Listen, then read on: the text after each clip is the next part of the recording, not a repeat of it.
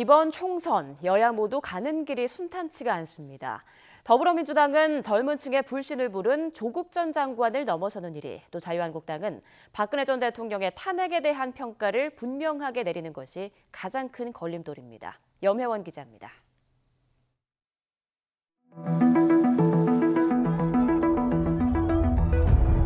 이번 총선, 더불어민주당이 피할 수 없는 건 조국 전 장관 사건으로 불거진 공정과 정의 검증입니다. 특히 젊은 층의 허탈감이 컸던 만큼 민주당에 들어온 청년들에겐 피해갈 수 없는 질문이 됐습니다. 문제는 어떤 답을 내놓든 여론의 도마에 오른다는 겁니다. 모든 학부모들이 이제 그 당시에 해온 일상 관행적으로 해온 그런 행위들을 너무 지나치게 부풀려서 그렇게 보도되는 것에 대해 물론 허물이 있을 수 있습니다. 하지만 작은 허물조차 너무도 침소봉대하게. 젊은 소방관 오영환 씨는 이 발언으로 관행과 불법을 구분하지 못하냐는 비판에 직면했고, 어려운 환경을 이겨내고 성장한 감동 스토리를 안겼던 원종건 씨 역시 검찰이 공평과 정의의 관점에서 수사를 하지 않는다고 지적했다가 홍역을 치렀습니다.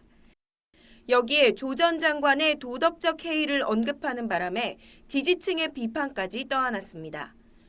사실 민주당이 영입인사 앞순번에 청년을 세운 건 조 전 장관이 깎아먹은 공정과 정의의 가치를 되찾아오겠다는 셈도 있었습니다.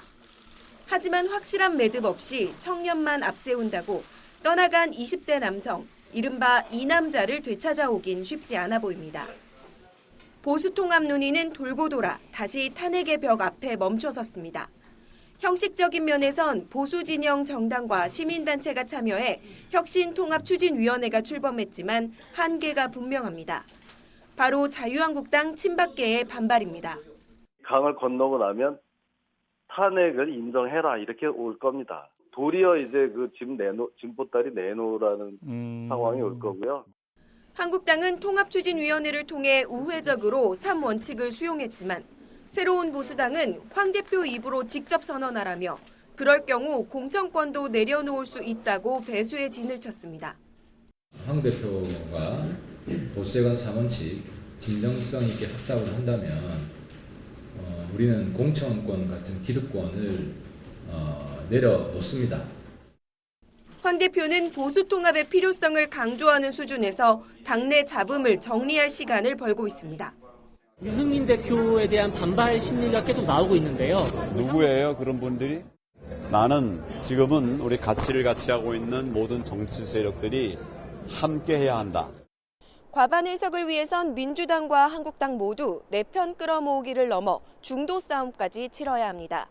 결국 승자는 자신의 명백한 한계를 누가 빨리 뛰어넘느냐에 따라 갈릴 것으로 보입니다. YTN 염혜원입니다.